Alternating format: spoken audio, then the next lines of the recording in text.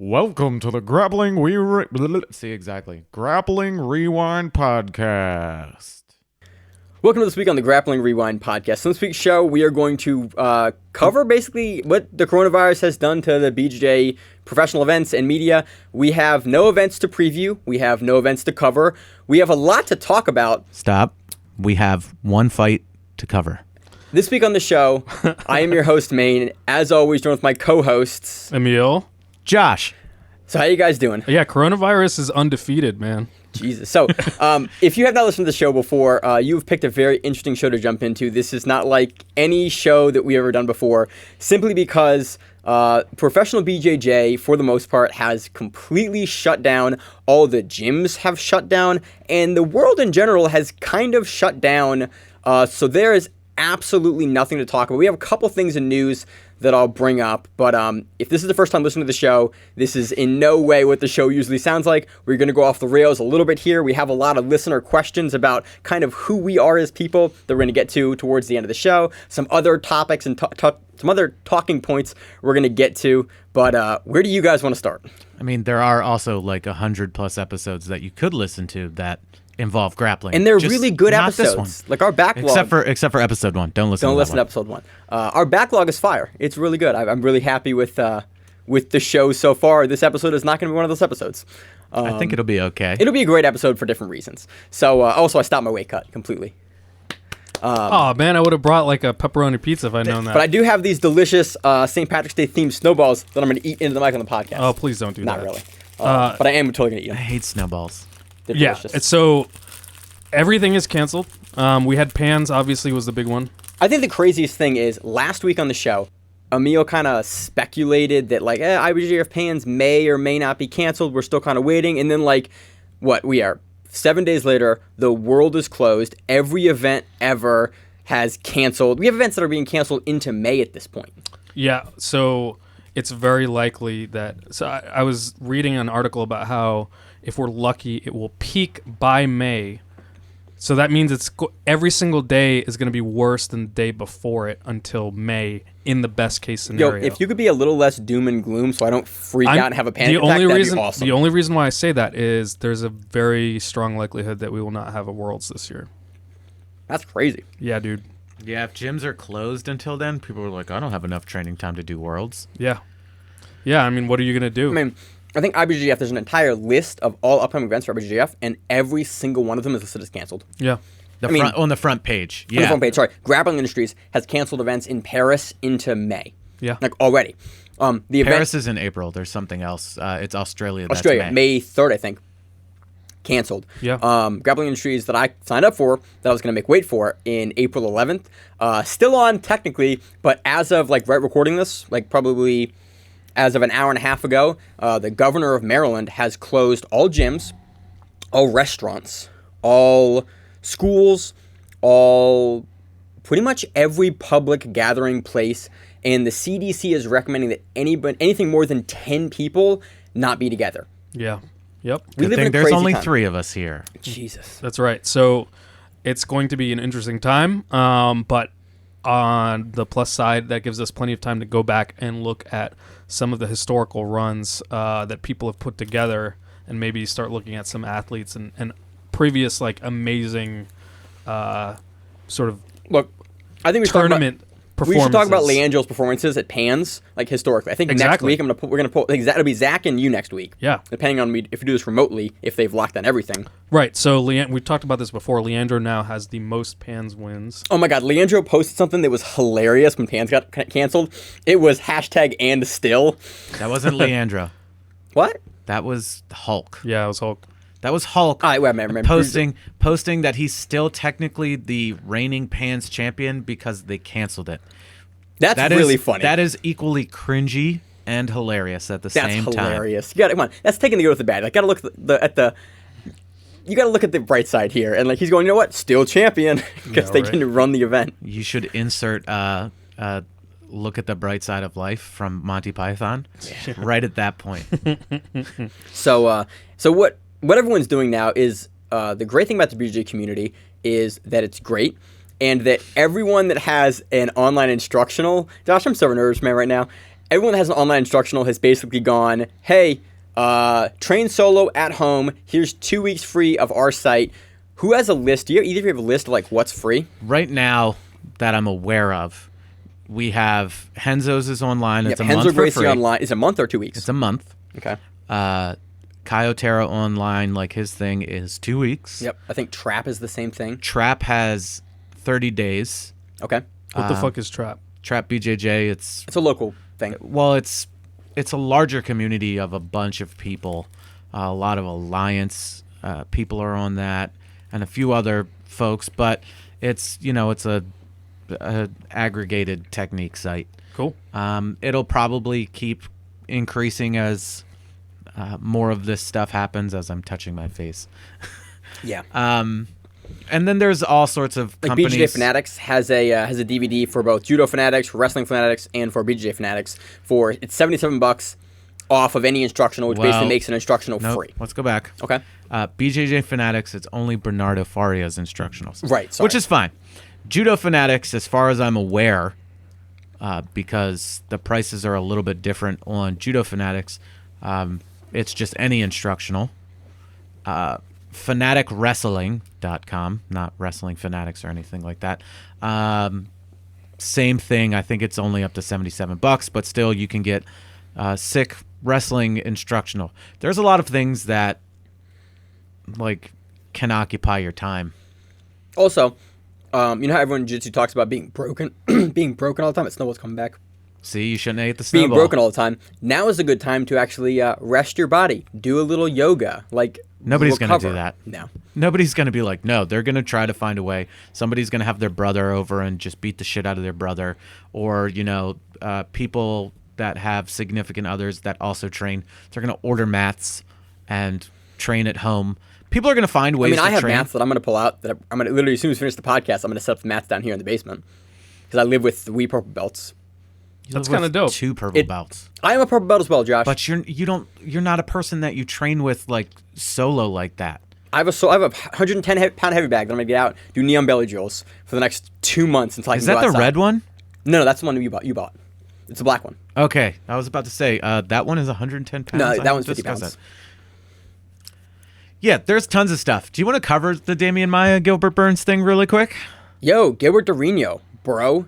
Knocked out Damian Maya. Super impressive. First time Maya's been finished since 2009 when Marquardt knocked him out. Or finished him. Yeah, knocked him out. There right. was jiu-jitsu that happened, and About 2 minutes of it, yes. Damian Maya took him down and had control, but then it got back up on the feet, and he got punched in the face really hard, and he fell down, and then he got punched some more, and that was it.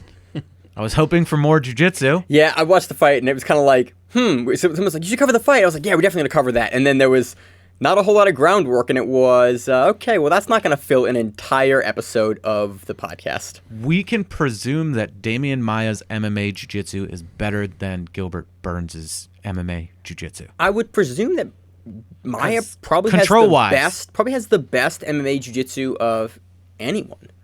Jacare? That we've seen. Yeah, no, I think Damien, the way Damien gets guys down and holds them and gets to the back, like Jacare is good, he's dominant, but Maya's a different level of like, I'm gonna get you down, I'm gonna hold you down, I'm gonna squeeze your neck. Well, that's the same thing with Jacare. That's when he gets you down and gets on you, you don't get out. I think he has less submission victories than Maya over Well, because time, he though. tries to punch people and kick people. Yeah, Jacare's more of a, like a stand-up guy. I mean, the next person that's going to Verdum. possibly look like that, no, not Verdum. The next person that is possibly going to be like that is Hodolfo, yeah. who he got beat up a little bit, right? First and second fight. It's like, but just won by head and arm again. Yeah, mean, but shocker. he was getting beat up a little bit, and then he goes, I'm going to squeeze this dude. Mm-hmm. So, we'll see when it comes out to it, but Damian right now has got the best jiu-jitsu for MMA. I'd agree. Like, ever. Yeah, He's the GOAT MMA jiu-jitsu guy. I agree. So that does it for all the recaps on the show. Let's see. We've And for covered a long news. time. Yeah. Potentially. Who knows? I mean, we might get awesome. This is forcing me to watch MMA now for live events. It's honestly pretty great. And dude, UFC is running events in open and like empty arenas. It's the weirdest thing ever. I think it's awesome. Because you heard Dorino knock out, get back example, you heard Dorino knock out Damian Maia, and then you heard him screaming and yelling after the fight, and then you heard the echo of it in the arena, and you're like, oh, he's in like an empty big arena, and that was a big fight that just happened, and no one's there. It was the creepiest shit I've seen in forever. I was like, oh, this is a reality of like the UFC is having ghost crowds for a fight like that. Dude, they're like the only major sport that's happening right now. now. Dana's talking about potentially doing fights in Cage Warriors to finish out some of the fight contracts they had lined up for like ghost shows because they can't get guys over to the US now. You know what they need to do is buy a bunch of shipping containers and then get people to weld them together, and you can have each fighter in like a 3. Oh my God! International waters fight. Yes. Yeah. You think Japan rules is nuts? They've done that before. God. They've done battleship fight hell before. yeah, dude! They should do it, and you can like quarantine different areas of the boats. Oh, it's like you guys. There's only X amount of people. I don't even know where your here. mind is going, Josh, but I'm 100% behind it. So let's move on to whatever this this fever dream non sequitur is. So. Do you guys want to move into the questions we got? I looked at some of them. Okay, we're in an interesting place right now. We usually on the show don't talk about ourselves and like we're not really the focus of the show. We try to like highlight the athletes we're covering and talk about professional jiu-jitsu. But because there's none of that happening right now, we got a couple requests for people to talk about like, hey, we hear you guys talk every week. Who are you guys? Like, tell us about who you are, which is easy for Josh because summed up the loud fat guy. Well, yeah. Yeah, you do a lot of shit too. Yeah, you Jesus do. Christ. All right, so Josh is a professional chef. Debatable. Was a EMT or a paramedic? No. Nursing. You're gonna go in like history of like who we are as people. Dude, Josh has done a shit ton of stuff. Like I I've couldn't always been decide what I wanted to do Exactly. when I was an adult. Right. And it really took until about 6 years ago to go, this is what I really love doing, which is cooking. I love jiu-jitsu too, but I know I'm Josh, sit the other way. I'm sorry. This is just how I'm comfortably talking into the microphone, man. I knew I wasn't going to make jiu-jitsu my career because I am at best a mediocre teacher of jiu-jitsu. When did you start? Like, so let's talk. Let's bring it not completely into like life and personal stuff. Whoa. Well, we're going to. We have a long show. There's no jiu-jitsu to cover. So like, let's have a discussion here. When did you start training? Like what year? 2006, but that officially training. I did stuff on my own and with friends like throughout different times. I knew of it. I can learn very easily by just watching things, which I think is great because all these instructionals coming out. There's going to be a lot of that for the next couple months. Fantastic. But 2006. The end of 2000 was it the end? Yes, the end of 2006. It was right before I turned 21, and also right before I got married. So, yeah. And then you start competing. What, 3 months in? 1 month in. Yeah. Less than 1 month. So there's a reason why Josh and I started this show because I wanted to cover. So I had this dream after ADCC 2019. I was like, 19. Yeah, 17. ADCC 2017. Yeah. Of who is Craig Jones, and we've talked about this before on the show. Basically, like. No one had any idea who this Australian phenom was, and realistically, we all should have known beforehand. And I went, I want to watch professional jiu-jitsu. I want to cover it.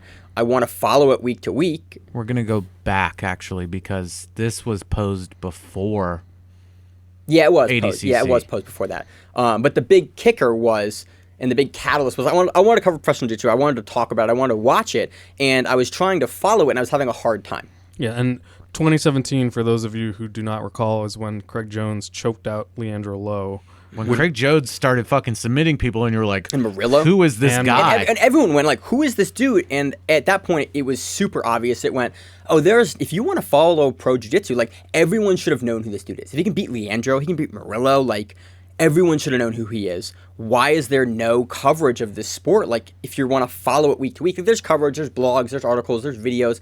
But if you want, like, a week-to-week show, like a Sports Center or a news show for, like, the professional scene, there is nothing. And I was like, okay, so of the guys around me, who is going to be dumb enough to, like, sit and want to talk with me and, like, cover pro jiu-jitsu? Also, who knows the professional jiu-jitsu scene at all? And, like, there was one dude that I knew well, and it was, like, Josh. And I went, hey, and I posed it to you really lightly, hey, do you want to like talk about jujitsu and like do things like a podcast? And I was like, yes, Josh, do you want to do a podcast with me every week?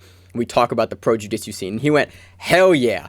And what would it be, 2.5 years later, here we are. So yeah, So Josh you went to competing- like the one guy that you knew that was like the fucking Rain Man of jiu-jitsu Yes. and can spout random ass fucking matches from Yes. like 12 years ago. So that makes sense. One question I have for you, Josh, is having started in 2006. This was post. This is post the original Tough. So some people that started jujitsu were like, "Man, you got into it because of Tough," and it was like a joke thing. It was because of the UFC. I was just fat and wanted to do something, and I wrestled when I was younger as well. Did you really? So, Yes. hold up. How long? From when I was like 7 or 8. I think this is I'm really just- funny. I not- didn't even get to ask my question. Shut Let's the go fuck into the up, man. question. Yeah, okay. My question is from 2006, like what was the state of competitive jiu-jitsu then? How does it compare to now? Like what was your awareness of it, or like when you first started following jiu-jitsu? Because 2006, YouTube would have not been around yet Right. in a big way. It was there, but it was just starting. In Like who 06. was like the person to follow when you first became aware of it? It might not have been exactly when you started. Who was the person to follow in jiu-jitsu? Yeah. The only person to follow, Marcelo. Yep.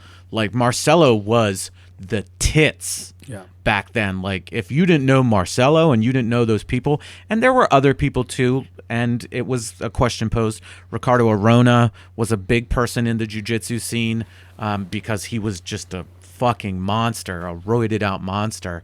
But if you wanted to see like smooth, beautiful jiu-jitsu, you followed people like Marcelo Garcia, like Roger Gracie, like the Hibero brothers, people like that. And there are people that have like ebbed and flowed throughout jiu-jitsu time. You had your Jacare's. You found out about Jacare's once you get into it more. The post Jacare versus Fabricio Verdum Worlds match. It was 04, right? I think so. I know it was still in Brazil, but Yeah. That was before Worlds had moved to the U.S. and before Terere lost Drugged his mind out, on yeah. drugs. Yes. But he loses. The entire place is losing its fucking mind, and Terere is dancing afterwards, and the place is just going absolutely fucking bananas. It was awesome, and that of course, when you get deep, dorky into jiu-jitsu, leads you down these weird rabbit holes of just like finding out about all the these BJJ people. Heroes rabbit hole nowadays. So I love hearing this because Margarita tight jeans It was- references. it was Viana who asked me this. He was like, "Hey man, like you're watching a lot of jiu-jitsu right now. Like who is the guy to follow?" And I was like, "Oh, you know what? That's a good question because like when I started, it was the Mendes brothers, right? I started in 2012. Like it was absolutely Yeah.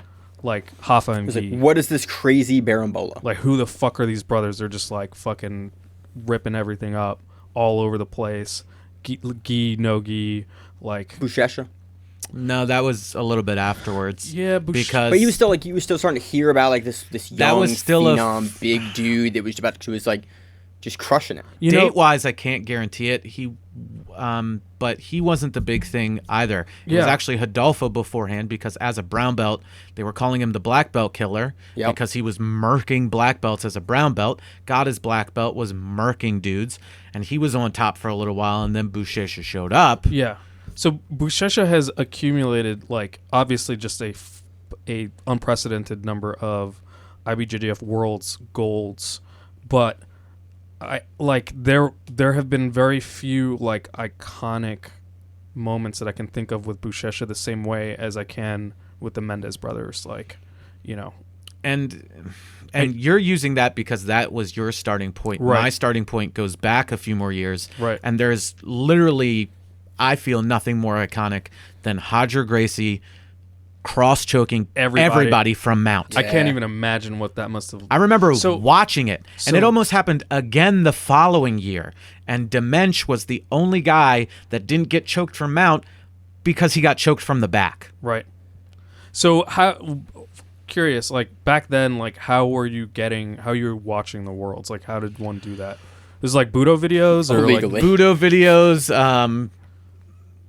uploaded YouTube videos, mostly Budo videos. The reason why I ask is because like we are at a stage now where like watching jiu-jitsu, I've almost forgotten how hard it was even a few years ago to go and find shit, and now it's unbelievably easy and centralized. And as much as people complain about it, like it's like we were literally having to like find bootlegs and stuff like that, and you can still see some of like the really important ADCC and Worlds matches from back in the day are totally bootlegged, like the ones that ended up on YouTube and stuff like that. I'll be 100% like honest.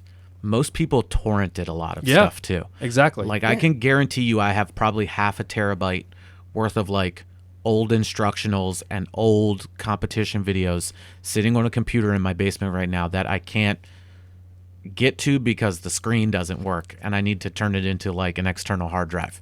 But a lot of people just went online and would download stuff, and other people you would have one friend that bought the DVDs and would rip it and then charge people like $5 to get copies of it or whatever. I mean, different era. It was a different thing, but people that wanted to do jiu-jitsu consumed it like any which way possible. You knew when the sales would be. Black Friday sales, let me tell you something. Those Ryan Hall DVDs, Black Friday sales, when they would go on sale, I was on it. I literally have all of them. Yeah, it's crazy to think about and I'll switch in a moment, but just think about where watching jiu-jitsu was when we started the podcast versus now. Even getting like 8 mat cameras and being able to switch back and forth was huge. And then after that they made it even easier and then started splitting the individual matches. Like but from last year, from like a year ago, it was a pain in the dick to fucking cover things like Euros because you had 8 fucking mats continuously going and there was no way to individually pull up a match. And now, like within the hour, you have the semifinals and finals all posted. Yeah, well, even at a certain point with Flow, you couldn't have 2 separate mats running if you opened a new tab because it was like, no, you're logged in too many places. Yep. And now you can flow zone. They added the overlay. They added the quad cam for everything. It's gotten really good from tapes and even DVDs like since to now. 2017 when we started the podcast, getting results like Josh and I when we first started the show in the dark ages. We struggled to even get results. We were making results like Josh and I. The reason why it almost like ended the show really early on is because Josh and I would have to watch 6 to 12 hours of jiu-jitsu a piece sometimes on the weekend to get like the results of like things we needed to do a show. Yep. And then shit wasn't coming out immediately. We'd have to wait like 3 or 4 days and be like, you listen to those early shows, there's certain stuff that like it happens on Saturday. The event finishes, there is no footage. Footage doesn't come back out until Monday or Tuesday. We record the show on Sunday back then. So we cover it the following week or not at all because the footage wouldn't come out. Like an event would finish, and unless you watched the event live, there was no footage. And there was a couple events, and that's not a problem anymore. Even like 2 years later, that's not something that we deal with on the show anymore, and it's a huge change. I want to come back to this later because I also want to talk about the quality of competition since then. But I want to loop back to the question, Maine, when you started jiu-jitsu, who were the athletes that you were like most aware of and like getting into? I honestly, when I first started, I wasn't that into the competition scene. Yeah, usually we're not. Like, and so it's like it usually takes like you had Marcus Davis though. Well, right? I didn't start with Marcus Davis till almost till close to like a year in. I started another gym across the river, and but I started in MMA. Like I jumped in day one into open pro-am sparring. Like that's what you did. I didn't know that you're not supposed to do that, and because I wanted to. You were UFC. Well, I wanted to learn. I knew MMA. Like I'd fought MMA for years and years and years at that point, and I wanted to learn how to fight. I didn't want to fight, but I wanted to like go. I hated running. I wanted to stay in shape. I wanted to like learn how to go and fight. And so I was okay. I looked up MMA gyms in my area, and I was like, I just drove to a gym and went, I want to learn how to do this. And they went, do you have like a background? And I went, no, I run. And they went, show up at 6:30. And then I threw. Hold on. let's backtrack. Don't say you didn't have a background. You had an athletic background. You've told me some shit about your life where I was like, your whole family's insane. Oh yeah, we're all Like psychotic. the biking to go get food, or Yep. was that skiing? Both. But you were like a high level, not like professional skier, but you were fairly. I got my national cert in teaching and instructing. So, but You had an question being, athletic when you background. started watching jiu-jitsu, Oh, when I started watching Metamorphs. Metamorphs. It was might have been 3. Had you Might have been 2. Might have been 3. had you heard of competitors by that point? Like, were you familiar with any of the big names? No. Nothing. No. Like I had no idea who anyone was. I was at an MMA gym. I was paying attention to MMA, Right. and then I was Oh, doing that this makes sense. jiu-jitsu, and I enjoyed jiu-jitsu. What about Hoist Gracie, or like did any? I knew like all the UFC guys. Anyone Okay. who had fought in the UFC, Got it. like I knew like who they were. Right. Some of the Strike Force guys, like all the WEC guys. Like I knew, and I So was that into is substantial. I mean, like yeah, there were but a lot I of big knew them names. all as fighters. I had not delved into many of their backgrounds at all as far I'm not as saying jiu-jitsu goes. I'm not saying like accolades specifically for jiu-jitsu, but styles and like just generally, like who were the first people that you started to kind of be like, if you I did like that MMA, move? I knew who you were. Okay. But I knew you. Oh, he came over from jiu-jitsu. That's the extent of what I Sure. knew. Okay. So then you started watching Metamorphs, maybe Mm-hmm. 3. Like who did you start watching? Like what did you? I was like, oh, Eddie Bravo's this guy, and he runs these tournaments, and it was right around EBI. And I was like, oh, there's he's professional jiu-jitsu, the guys that don't fight but just do the grapple thing. I was like, oh, I can do this myself as well? Like, I can go and compete in this sport? And, like, it was crazy to me. I was like, oh, I can go as an adult and go, like, fight people and not get punched in my face because I get knocked out really easily. Oh, this is awesome. And then I started to figure out that, oh, there's a whole, like, this is an amateur sport, and there's some pro-level guys. There's a world championship over here. There is an ADCC. Are they affiliated? Are they not? Like, I was an idiot. I had no idea. It took me, like, Up probably until last week. probably a good, like, year plus Oh, yeah. before I started to realize that, like, the world's an ADCC, 2 separate organizations. Yeah. No, it is, and it's important to remember that time because we take a lot of this information in our brains for granted, but like new grapplers or people who've never grappled before don't know this shit, and Yeah. it's like it's I think so good to be like, oh yeah, I need to remember that. Like different organizations have different rules. yeah.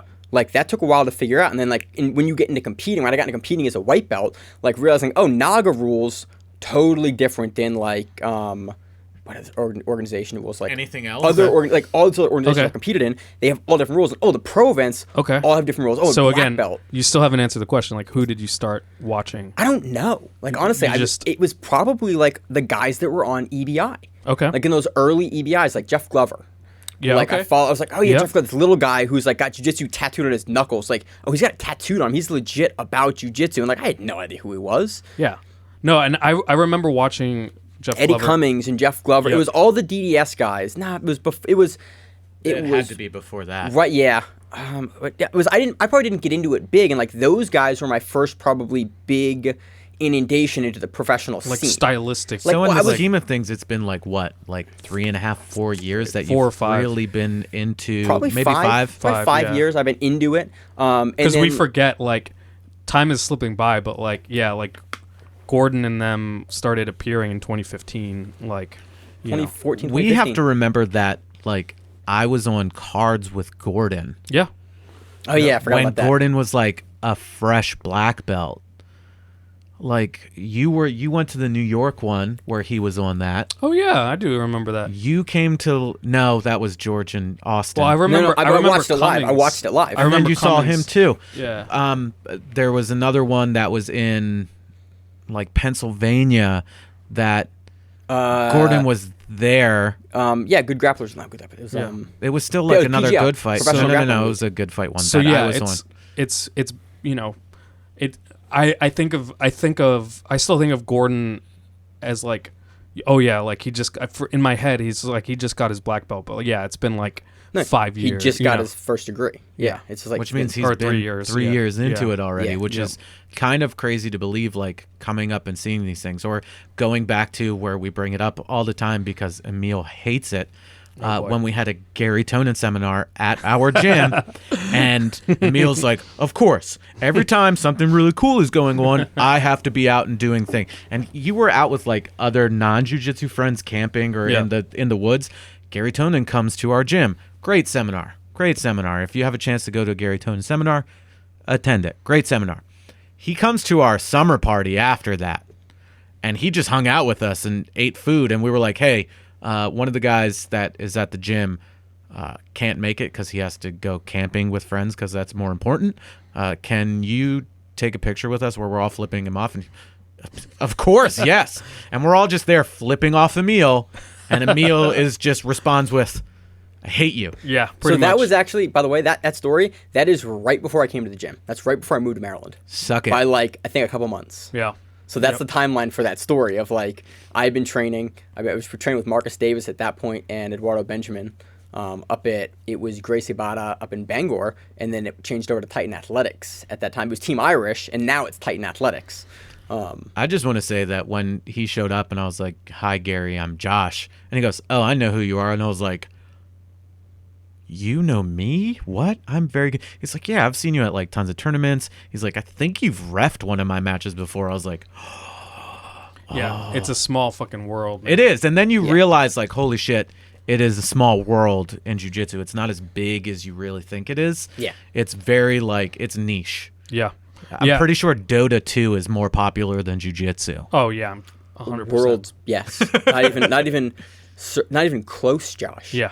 I don't know these things. So was it? You think it might have been like that era of guys like Eddie I Cummings think and it was stuff? the EBIs. It was like, it was pro tournament. It was real money. It was on Fight Pass, and I had Fight Pass. Right. EBI wasn't originally on Fight Pass. No, the first 3 weren't. But after that, it was on Fight Pass. And Rogan was talking about it, and I'd listened to Rogan since probably 2010, probably. Yeah. And he was talking about it, and Eddie was talking about it, and it was like, oh, I can follow this professional grappling. I just got into this sport, like, let me watch the sport. And I had no idea what it was. There was no idea what they were doing. I knew you couldn't heel hook, but they were doing it a lot in this tournament because it was legal for them. And it was a different, but I think that is my first introduction, is probably those early EBIs and finding them on, like, YouTube. The ones that weren't on Fight Pass before that were on YouTube, and finding them on YouTube. Dude, just finding anything that was big and you really wanted to see it. Jason, Finding it was such a pain in the ass. Yeah. Or like having to pay X amount of dollars. Oh, dude, I had no money in college.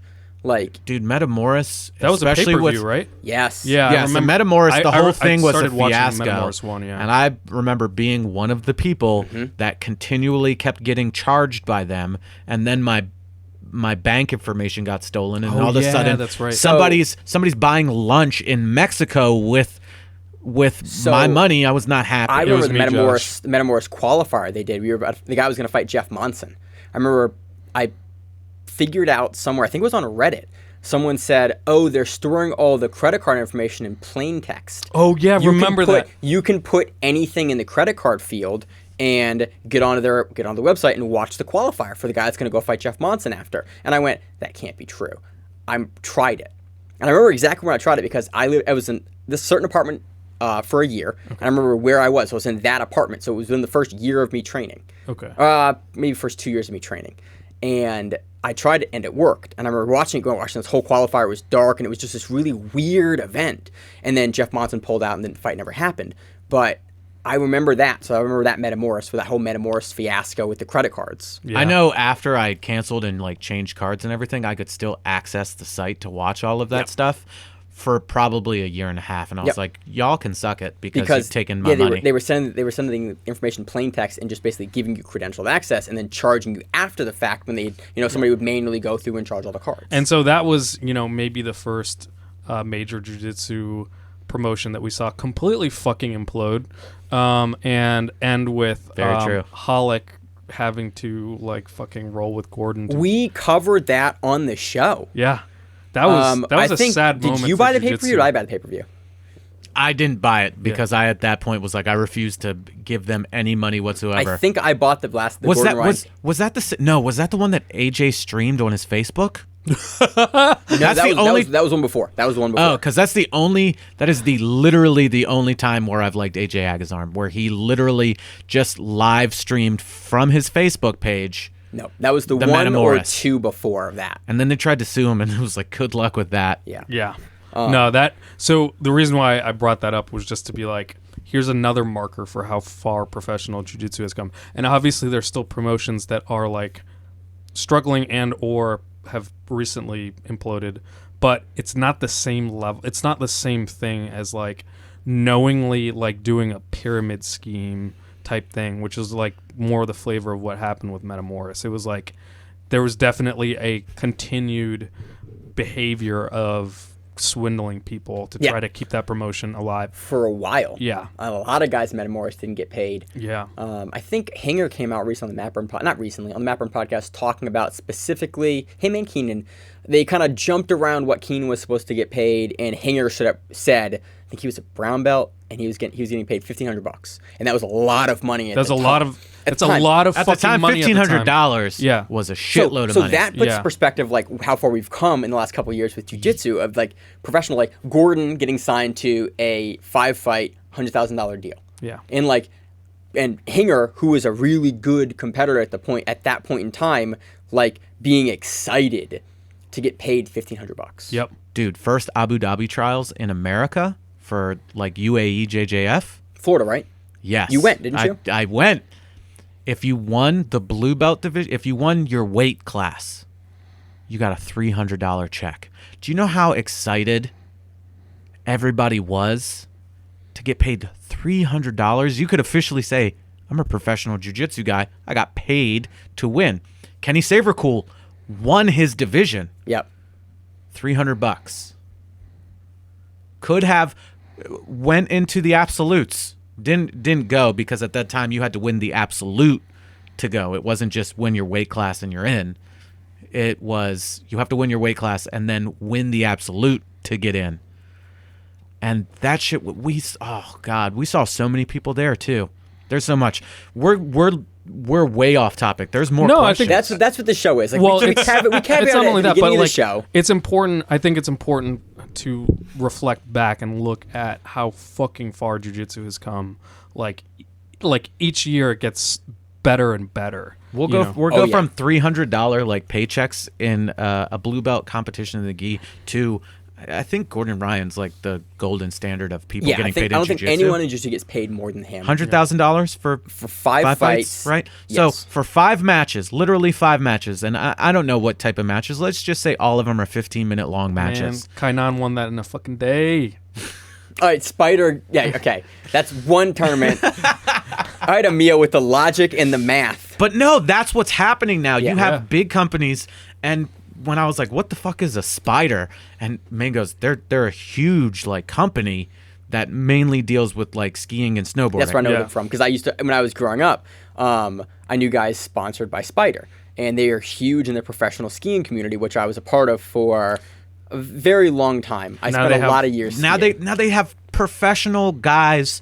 They have sponsored jiu-jitsu players. We have guys in Maryland. Shane Jameer Taylor is sponsored by Spider.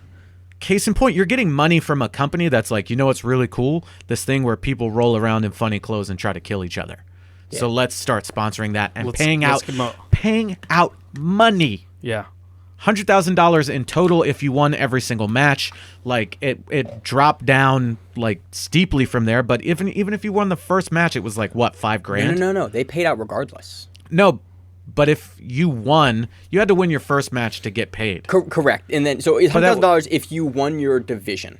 It was like 5,000 and then like 15,000 and then 100. 80. 80, yeah. Oh. I If see you what- I won see the what you're saying. finals, you 'cause got first 80. you got match, money yeah. if you won the quarters, and all the guys it. that won a quarters match got money. So got money yeah, if you won the semis. like it's Unprecedented. It's come so fucking far. Like it's incredible to see. Hinger how far. being a paid guy on Metamoris for $1,500, and then Kainan this year winning winning Last year. $100,000. Gordon getting signed to this 5-fight deal. Like we're in the community a lot, so I hear a lot of numbers off the record that are like guys are getting paid now, and there's a pool of competitors that can support themselves competing.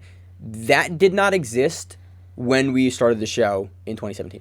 Yeah. I've been on 3 fight to wins. I've been paid. I've never won. I've been paid every time still because Yeah.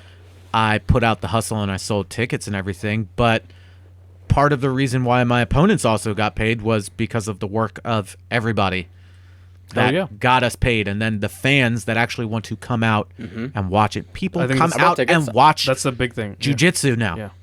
It's not just like this is a snooze fest. So Continue, Emil. well, you're kind of running this. Let's keep running it. Yeah. He's Well, in the Dr. I Evil chair. actually wanted to hear what some of the other questions were that people had. Like, Give me one. I'm looking through my notes here. I like how we really only went into like how I sort of started training and No, Maine and not Emil. oh, you want? Oh, Yeah, right. how do you start training? Yeah, let's go into that.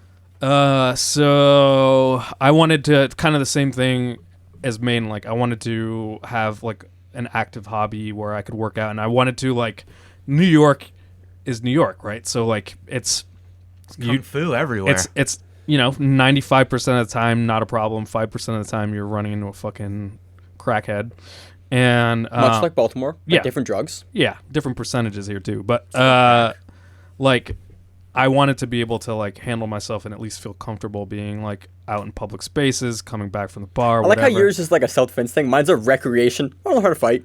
Yeah, I mean, yeah, it was. That It's a little bit of A and B. The I still difference of our personality in a pretty. I mean, it's like I want to be safe. I'm like, I just want to learn how to fight. well, I wanted to be less fat. hey, that's all. Those are all noble pursuits, right? And like, It didn't work out well. I still haven't I haven't been into a fight. Knock on wood. That's not like what I intended. I didn't want to start fucking street fighting or any of that shit. So, one of my buddies actually from back home in Massachusetts. He was living in the DC area and he was training at Yamasaki. He still, I think, does. Or no, he did. He moved back to Boston, but he was a purple belt, and back on Thanksgiving one day he was like, "Hey man, let's train jiu-jitsu." And I was like, I don't know what the fuck that is, but yeah, sure, let's do it. And he had another friend on Black Friday open up his Taekwondo gym, and it was just like 4 or 5 of us, and my buddy who was a purple belt at Yamasaki just, showed us this simple shit like double leg takedowns, arm drags, rear naked choke, and I was like, this is fucking dope. And then I went back to New York, and he was like, definitely check out Marcelo's gym. And I was like, fuck yeah, I'm gonna go check out Marcelo's gym. And then I like looked it up, and it was like $200 a month as a grad student. I was like, fuck no, I can't do that. And it turned out my university had a fucking club. And so I was like, all right, sweet. And your club was run by? It was run by Henzo Black Belt, but not Danaher. Danaher founded it. Okay. But Danaher would come through. That's pertinent information to the listeners. Oh, yeah, my club that I started with was founded by Danaher. Yeah. Like, oh, that's like important. That goes to like one of the questions of like, have you guys been part of any history BJJ events? So Danaher comes to the club maybe once or twice a year to give a seminar. The seminars are fucking amazing. Like, as particular and eccentric as Danaher is, like if you get an opportunity to go to a class of his, or better yet, a seminar, do it. The dude knows how to dissect fucking information so well. And so anyway, yeah, that's how I got started. And then in the summers and shit, I would train at the Maine Henzo Academy over there. I had no idea. Like, people had told me how important that morning, like those morning classes were, but kind of like you, Maine, like I wasn't really aware of what was going on. Like, yeah, it's an important thing in this Important community guy, that I'm like- doing, that I'm training. I don't really understand it though. Yeah, it wasn't until EBI started happening that, like, I was like, oh, I know that guy, like Eddie Cummings. I was like, man, he would teach when Danaher was out of town. I've rolled with him before. Like, that's, like I didn't even realize that until halfway. I was probably rolling with Gary Tonin. I just didn't even fucking recognize him at any given point and shit like that. So it's a completely different environment over there. I've run into GSP, got to like shake his hand and say what's up. Like, that gym is nuts. That gym is absolutely fucking nuts. And it was weird as I'm just a fucking white belt from like a university club, like popping into that shit, getting my fucking ass whooped all over the mats, but still like having a fucking blast doing it. So Like how everyone's story in jiu-jitsu begins with like, yeah, I got my ass beat a lot. yeah, Like, I yours was, still like- get my ass beat. Yours was like really high level gym. Mine was like straight up into pro-am sparring, and I didn't know you're not supposed. I was like, yeah, I'm just getting punched by heavyweights in the face. I'm not supposed to get like fight guys that are heavyweight when I'm 140, 145. I just went in big dick and like, oh, I wrestled. I'll be okay. And then a 115-pound girl choked me out, And I was like, oh. And then I also got twisted by a guy that was my weight. And I was like, this is awful. I want to keep coming. Yeah. Yep. My first day of jiu-jitsu, I got armbarred. I was like trying to use techniques I learned, like I'd heard that before. And first of all, I had no idea what I was doing. And I got armbarred by a 15-year-old girl 3 times. And I was like trying to be technical and get out of it, and I just couldn't. And I was like, she would do something, and I would go to do the correct thing, and it just wouldn't work, and she'd armbar me. Yeah. And I was like, oh, this is magical. I am way faster, way stronger, bigger, and I can't stop her from doing this. Yeah. Oh, hell yeah, I'm going to do this. Yep. I threw up after my first class. Yeah, I dry heaved. No, not dry heaved. I legit blew chunks. I was in really good. I was running when I started jiu-jitsu. I was running. Not in good shape. I think 1 to 5 miles a day. I ate when I started jiu-jitsu, and so I was like, I was super tired. I was like, this is fine. This is super. This is a good workout, but I'm not dying. And then I stopped running so much because it was hard to do that in jiu-jitsu, and I've steadily only gotten in worse shape as time has gone on. Yeah, absolutely. I ate almost an entire canister of peanuts before the first time I trained, and yeah, exactly. Ew. This You're was fucking pinata, a peanut pinata, dude. Jesus Christ. so Weinstock at pinata. the original Baltimore BJJ. It was in this little strip place off of a road, and the only way you could get into the bathroom was by lifting up the mat to open the door. And I thought I was gonna blow fucking chunks all over the bathroom door and the mats. I'm fighting, and mind you, I'm way out of shape. I hadn't been doing anything. How big were you at the time? I wasn't even at my heaviest, which is wild. For the audio listeners that actually have never seen us, Josh, about how tall are you? I'm 5'8.5". Okay, about how fat were you at the time? Probably at that time, about 235. Emil, how tall are you? 5'7". Okay, and you're about what? 160. Okay. Well, put it in perspective, I was a 235 that did nothing. So you were a sloppy 235. I was a sloppy 235. The only physical activity I legitimately got was going to hardcore shows and moshing at hardcore shows, and that was in spurts. That was sprint workouts. So did you blow chunks on the mat? No, I lifted it, I got it, I closed it, locked it, flipped on the light, and as I was lifting the lid, just started losing it. And I'm like, that's all peanuts. And after everything that came out, after literally everything that came out, you want to know my diet when right around this time, right around before I was getting married, and my then fiance, now wife, was dieting hard. She was like, I got to fit into this dress. I got to look good. And here I am, just this fat fucking sausage trying to just squeeze into clothes that obviously do not fit. And I'm 180 pounds. No way. No fucking way. Everything's peanuts coming out of my nose. It was an awful scene. I finish up, I rinse out my mouth. I look into myself. I can't remember if there was a mirror or not. And I go, I'm going to keep doing this. This is awesome. I went back home and I told my wife, I was like, I threw up and it was awesome. I'm going to keep going back. Yeah. And I just kept going. And then I signed up for a tournament that was 3 weeks later. And he kept puking. I know. That was the last time I puked because of jiu-jitsu. And anybody that has trained with us can tell you. You can ask Nick Boley, who trains at AOJ now. Shout out to Nick. Love that dude. I would leave from where I was working. I would go to the Subway that was down the street from the second location of the gym.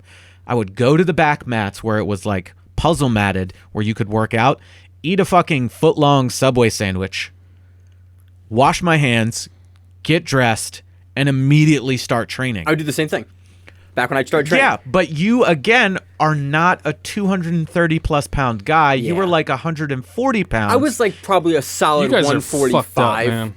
I used to. can't Okay. I have an iron stomach So now. in March, I had a thing that I could do until about 2 years ago. I love, anything about me. I love green colored food. He also loves I don't understand that at all. absurdly hot shit. Yeah, I do. And I love the Shamrock Shake. Okay, more than any person. There's way too much color and texture going on in the setup.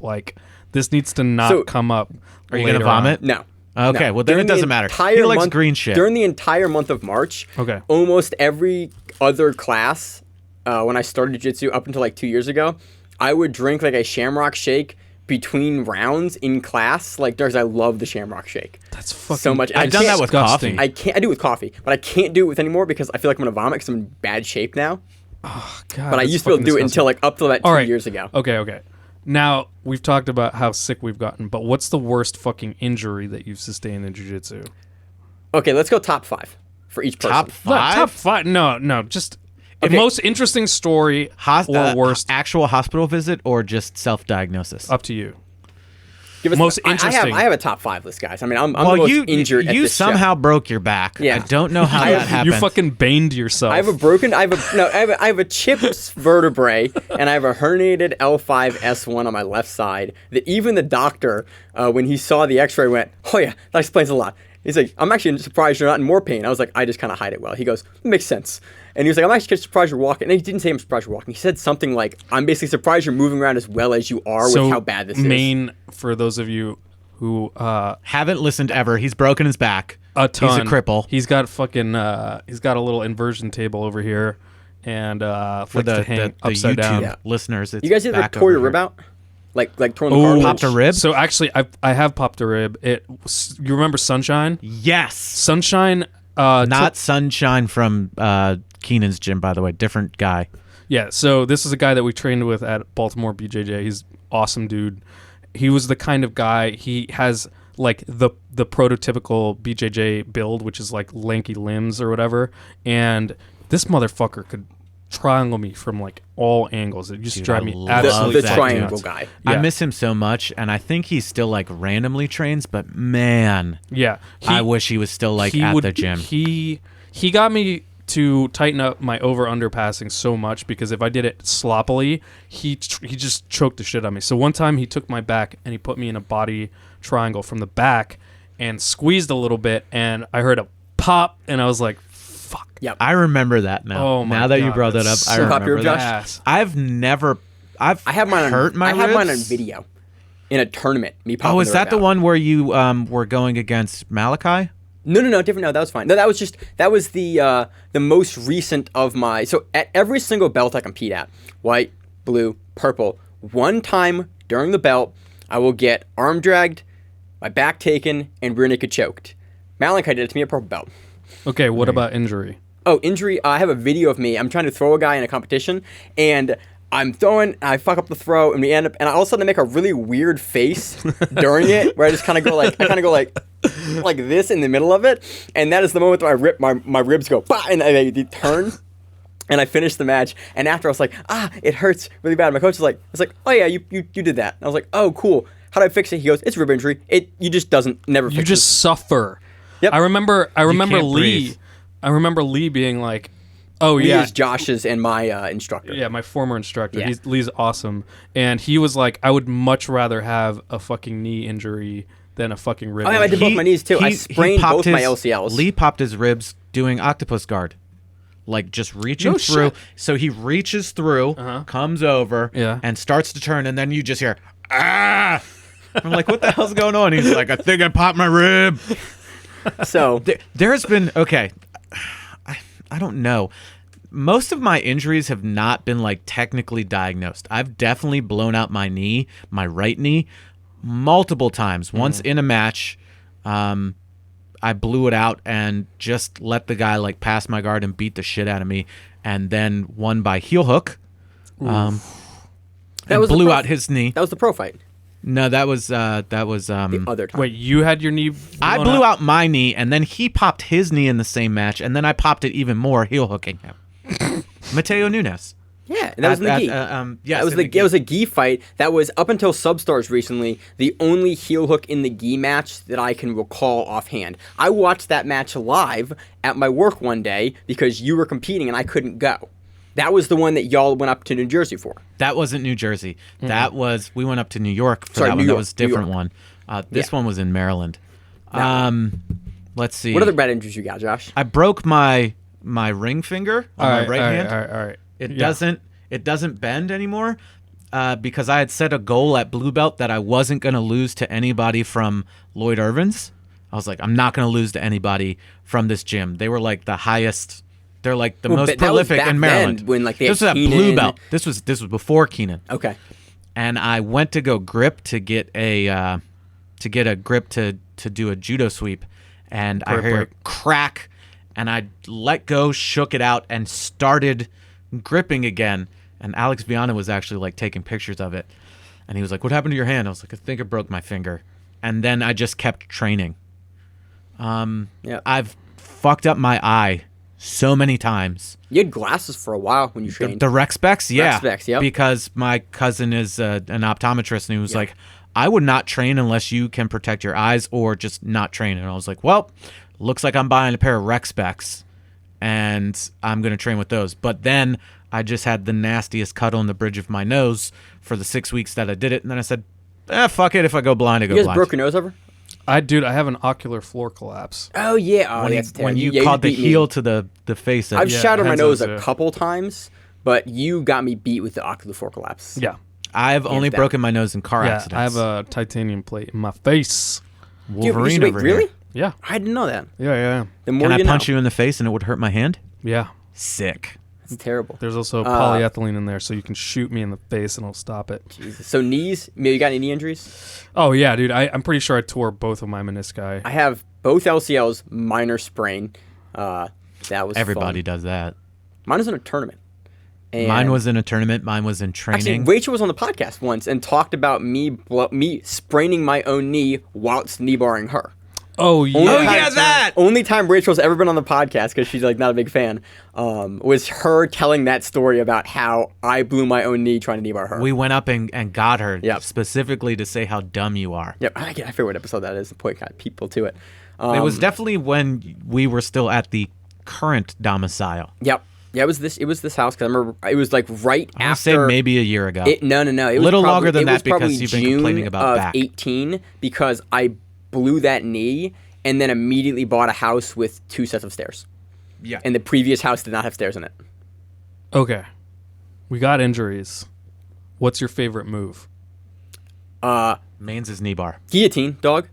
Oh, don't lie and say guillotine. Guillotine. It was your former favorite move. Knee Okay, bars have taken over I'm your better, life. No, it used to be knee bars. I love knee bars. I love knee barring dudes. But guillotines are funny because you can put people to sleep, and in the way I do it, it hurts a lot, so you don't want to tap, so you'll fight it longer, or you'll tap really quickly. Like I can love attest guillotine to that. dudes. I love guillotine. You have a very solid guillotine. Thank you. And I get very mad when you try to get me in it now, and I'm like, Yeah. you piece of shit. Yep. Emil's favorite move? It's a toss up. I fucking love the far side armbar. Fucking love the far side armbar. That's like probably the first move where I was like, this isn't working. I'm going to make this work. And then just like figured it out.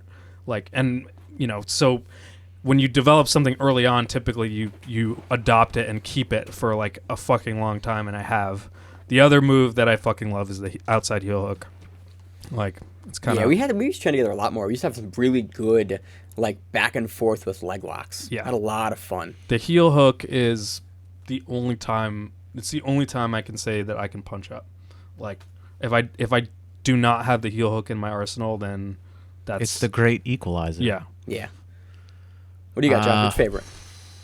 Depends on what time in my jiu-jitsu career we're talking about. What's- To start, it was the heel hook because... Fuck, I was bad at jiu-jitsu, and I was terrible at passing. I was Yeah. terrible at sweeping. Exactly. I was bad at everything. But That's first, why I love the knee bar. I white and blue belt because I couldn't pass the fucking guard, and Yeah. so I would get up, I would stand, I would go, all right, I got a knee bar. The guy would do a step over knee bar, and I just never stopped doing it. Heel hooks are they're like the gun convention of fucking jiu-jitsu. They're like, you have a pulse? Here's a fucking rifle. Knock yourself out. when I started at Baltimore, that was the other thing. Like when I started training, I mainly did no gi because I didn't like the gi because you move too slow. People could stop you from doing things. And again, I was fucking awful. I couldn't pass the guard or sweep people. So I really loved no gi. The thing is, like, I just started attacking legs because the first 6 months, a lot of it was focused on, straight ankle locks, toe holds, knee bars, heel hooks. And we taught everything from the get-go. Now we have a little bit better, planned out thing so all of the students don't kill each other, but that's all I did. And I was again punching up. I was catching Lee and everybody else, all the higher belts. And at the time, the highest belt in the gym was a purple belt, which was Lee. And I was heel hooking everybody. And I was like, this is great. And I was using 50-50 before I even knew that it was a position. That was fine. I did the same thing at white belt. Like I didn't know shit, and I was like, oh, I can put my legs here, and I can like go for this leg, and like they can, but I'm smaller and faster, so I get there first. And then I was like, yeah, it's 50-50. It's a whole like position. I was like, oh, it's amazing. They've thought about it already. And then you realize that like someone's already come up with everything, and then you see worm guard, and you're like, I'm just gonna stick to jiu-jitsu. I'm not gonna try to name things my own thing. So in 2007, the beginning of 2007. 50-50 was not like a named position at the time. Yeah. And it just started happening, and I was like, oh, I do this all the time. But then people got good at it and used it not just as like a stalling position, which it was at first. I mean, I think we're just starting to see it in the past like year and a half get out of that stalling position territory as much. A lot of people used it as that, but the people that are really good at it, it was never a stalling position. It was a great defense and offense position. I think as in the current meta, we are just finally starting to see like I'm going to quote here, your average competitive practitioner also be able to get in and out of it. Shout out to Hudson Mateus, who can fucking fire off a goddamn armbar 50-50 armbar. Go and watch those highlights, man. Dude, Yeah, at that's great. AJP, watch shit. Yeah, you got some time. Go watch Hudson Mateus. You definitely have time. 50-50 armbar highlights on YouTube. I'll try to find one and link it on social media. And actually, and we can talk about this more in a little bit, but I do want to like do, since we have the time now, to do like in-depth like athlete studies. Like, I'm down. I want to talk about Leandro and Pants. Yeah. Like, because that dude is the That's most easy. winningest dude. No, it's not, Josh, because you have the history and you were there at the time. Like, I've got to go back and look at the history and, like, crawl page to heroes and find match study. I wasn't there, Josh. I'm not old. You're only a couple years younger. I know. I always think you're, like, way older than I am, and you're just not. I'm only 34. Emil's older than I am. Yeah. I always forget that. Yeah. I mean, it was, like, less weathered, though. Like, life has not been kind to you. That's because I'm white. That is reasonable, probably. We do not age well. Yeah. So, okay. So, you talked about, let's get off whatever the subject is. You talked I about, also love omoplatas like, and wrist locks. now wrist locks, yeah. Now not wrist locks. God, Which we're a filthy fucking group over here. Like, Yeah, both of you guys love wrist locks. Yeah. they're animals. functional. I love they're wrist functional, locks. but I Fucking I also love wrist locks because no one trains them, and you can catch guys, and they give you that look like everyone thinks it's super dirty, but it's totally legal everywhere, great. and I love it because you'll wrist lock someone, and the best part of wrist lock is most wrist locks you hit, you're straight up looking at the person, and so you get to see their eyes immediately after they're forced to tap, and they look at you like, "Hi, motherfucker." If I I'm love not that look. mistaken, the only submission in the 2012 Pan Ams in the finals was Claudio Calazan's wrist locking Lucas Leitch. I think every other one went to decision, but he was the only one. And the way he does that wrist lock, I love it. And most of the people at the gym know it, and they don't even allow me to get to that position. But I catch them, and they look at you and they go, "You motherfucker," and then we keep training. But omoplata's been like throughout once I started to like the gi and then fell in love with it, omoplata has been my favorite move. All right, so let's move to the next question. What is your current game now in 30 seconds? Who wants to go first on this one? I'm gonna set a timer. Say when. You got 30 seconds to describe your game. Go. Wild, stupid shit. I do a lot of worm guard, lapel lasso, and like half butterfly, and it's been great just doing new things. And how you subbing guys? So what are you finishing with? Worm hat choke. Like I call it the hangman because I wrap the lapel completely around him and just like yank it up, and you can't get it around you, and then you get choked. All right, that's 25 seconds. Emil, you ready? You ready to go? As much as I will be. My go. game is absolutely sucking at open guard and ending up in single leg X and trying to sweep from there. If I get to top, my go-to submission in the gi actually lately has been the lapel choke. I don't even know what the name is. It's where you loop the lapel behind the head and you spin around. Oh, the ninja choke? Is that a ninja choke? I call it the saucier choke because I learned it from Matt Saucier. And Yeah. that's in the gym. What do we all call it? Has it been 30 seconds? Come It's on. been 25, but I talked to you and you Damn. talked. Yeah, there we go. There we go. So Okay. All right, that's ready? me. Here. Well, no, I'll do. You're gonna. We're not going to spread germs. Okay, Josh, we're talking at each other during the podcast. For I know, an but we're hour. not spreading germs. Ready? All right. Go. All right, butterfly guard. If you stand, I go to X guard. I'm going to try to knee bar you relentlessly from all positions. Then at any point in time, I will force you to duck your head, and I will try to choke you and guillotine you from every position. The filthy Marcelo. Just filthy Marcelo. That took Maine 13.51 seconds. I know exactly what I do, which is just like I'm going to try to break your leg or choke your neck. Guillotine from mount is what I want to do to you usually. Or guillotine, I'm going to give you the single leg and just guillotine the shit out of you there. Hell yeah. So we've gone through injuries. We've gone through so kind of hit back to another question we got. Have you been part of any like historical event? You talked about being part. Josh, you talked about being. I was part at of Unity's opening. My coach, you've all seen it, and you can't say if you've done jiu-jitsu and you've been part of jiu-jitsu for more than 6 months, you've seen the choke where the one guy tries to choke the other guy, and he does with his belt. And everybody likes to go, who's the goofball saying like Kimura and all the you can't use your belt? You can't do that. That's my coach. That's Lee. That is my coach. Yeah. That video makes me laugh. And it pops up every on single Reddit time. like All the time. once a month. That video every is month. 11 years old. No, it is not. That video is 14 years old.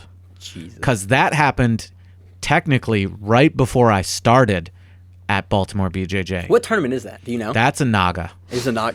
Which is why it allowed to happen and why Ben Lee, it's called a Ben Lee choke because that's Ben Lee. I don't know if he trains anymore. But that's why if you can find the original one, which isn't very hard, Ben gets his hand raised. He won. But now you can use your belt to It has choke to be- somebody. it It, just still has has to to be be tied on you. Yeah. But he straight up took it off and like he's just like and fucking chokes him with it. So if you've ever seen that, that's my That is coach in the loops it over. background. one of my favorite videos of all time So there's because you can hear Lee is like struggling not to laugh. He's like, laughing and he's just like, "What the hell is going on?" I was also at the Nogi Pans where Gary Tonin choked AJ Agazarm unconscious. dope. That's good. I think that's really it. You're part of you're Danaher's club. Yeah. One thing I will say about Danaher is like, people know him for his long-winded posts and stuff like that. That motherfucker is a hilarious storyteller. If you ever get an opportunity to, You hear told me him. some funny Danaher stories. Yeah, I can't even repeat them because no one will believe me. You have to hear them from Danaher himself. So, Maine? attend. I don't think so. I don't think You've not been part of. I mean, the thing is, I don't know what I can say and what I can talk about and what I can't. Oh yeah, that's For like true. a lot of the stuff is like it all gets convoluted of like things I've Especially been as- told, things I know, things I don't know. Especially we've within been the podcast. told. We've been told some shit. Oh, we got all the That- dirty secrets. We got all I the wouldn't dirty repeat secrets. because it's like I guess a breach of trust. But we've heard some shit.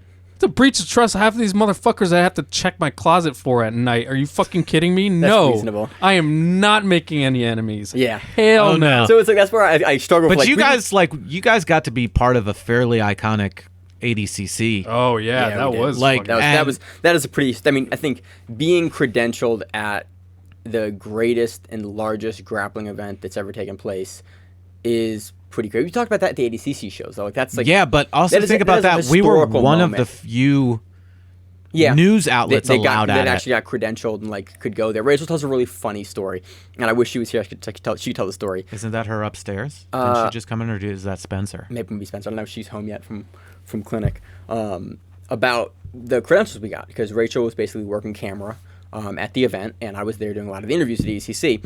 And day two for media, they won at ADCC. They had a bunch of people on the floor, and Seth talks about it in the interview we did with Seth, I think a couple weeks later at Fight to Win. They had too many people on the floor, and so day two, they cut a bunch of media passes, and they changed where the fighters could be. And if you weren't fighting or coaching, you could no longer be in the bullpen area. Like the bullpen was loaded with fighters, coaches, family, like everyone was there. Day two was pulled back.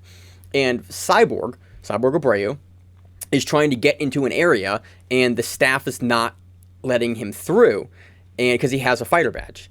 And Rachel walks up and just walks through, and she goes, "It was the craziest shit ever." To go, "No, Mr. Cyborg, you can't go here." And then me with my media pass to like go to these interviews, like could walk by into this area.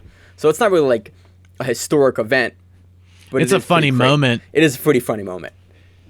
Yeah, that was a fucking insane. Hopefully, we'll be involved with a lot more as time goes on because we all like doing this. Yeah, I love doing it, and I try to we try to be professional events and put out good content and give and showcase the athletes to the best that we are able to do with the resources that we have, because it's a great sport and it's a lot of fun. Here's some behind the scenes shit. Maine has been looking at flights for weeks now, and up until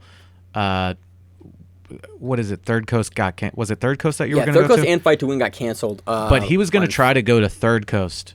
That was this coming weekend or the past weekend? So what I was whatever it was, he found tickets. He was like, I found tickets there for $43 round trip. Should I go? And we were like, I don't know. And then the event got canceled and he goes, I'm not going. I'm kind of glad I didn't. Yeah, it's just like I don't want to fly right now with everything. But yeah, if you know anything about me, I'm a psychotic person when it comes to like planning everything and everything. If we could give small snippets that we could edit from the Grappling Rewind chat, you'd be like, wow, that's a crazy person that you're working with. Everyone's crazy. We're all weird. Josh, you're fucking nuts. Yeah. I'm never going to deny that, but I also, like, by listening, you can go, that guy's kind of fucked up. You don't really get that from Maine that much. Maine's more of like sort of level-headed. Mm-hmm. Emil has taken over as the person that's loud and says fuck all the time. He says it way more than I do, honestly. Off air, I think I have everyone beat though. I think we're all fairly in the same boat at just randomly blowing up for no reason. Like Emil has taken over as the energy person, and you're just like, I'm gonna steer the ship in the right direction. But behind the scenes, Maine is a neurotic psychopath. As we've said so many times, Maine's like hourly schedule. I did it in a different chat for somebody else that was like, hey, Maine, why don't you take over this job? And I was like, he doesn't have the time. And they were like, but no, it's only like, and I was like, no, he doesn't have the time. He works 50 hours a week at his real job. He works like 40 hours plus a week at Grappling Rewind. Just look at this fucking basement. It's like there's a bunch of audio gear. There's a fucking chest freezer, a fucking inversion table, goddamn anime shit all over the place. That's Rachel. That is Rachel's. Oh, okay. There's 2 guitars. Let's see, like an old ass camera, some tennis rackets. Fucked up bat cave in here. But yeah, I'm surprised there aren't body parts in here. That's exactly what I was wondering too, man. What's in the chest freezer? No, Maine is definitely. You would be like, if it comes out that Maine is a murderer, I won't be surprised. Why are you guys gonna make me the creepy guy? Because you are the creepy guy. I mean, like Mr. I only eat green things. Who the fuck says that? No. He loves green things. I like things that are dyed green. Dyed green, not like spinach or broccoli. Dyed green fruits. Dyed green. Like you're not helping beer, yourself like at all. Snowballs. Do you remember the like green ketchup? Flurry. Do you remember when they would dye ketchup? Yeah. And did you I like hate the ketchup? So he hates ketchup, folks. My question is, we've touched on this a little bit, but like when you're not doing jiu-jitsu and being generally creepy, what the fuck do you guys do? I don't. I don't do anything. I really I probably work. You hunt? Both of you guys hunt. But I it's just started not. this year. It's not a purveying thing that happens and like takes over a good chunk of my time. Okay. And honestly, over the past 2 hunting seasons, I have not gone because I've just been doing other things that have taken precedent over it. Not that I don't enjoy it, or I could go into private property and shoot whatever the fuck I wanted to, which I have the ability to do, but it's just not been like a thing. There's tons of things I do. Again, like I cook for a living. I do all sorts of fun shit with that, but like it's not like, oh, there are far better chefs than I am that also do jujitsu.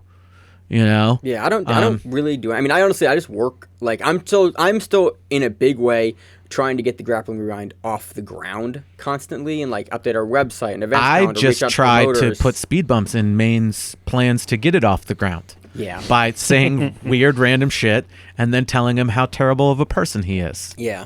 So it's like really I don't do a whole lot outside of really the podcast. Like honestly, the time that I do have that is extra for the most part, I'm just sort of like trying to schedule and trying to get guests and trying to like get us better content to put out to the audience that listens Maine's to a the show. workaholic. Yeah, is that what is he's trying true. to say. Yeah.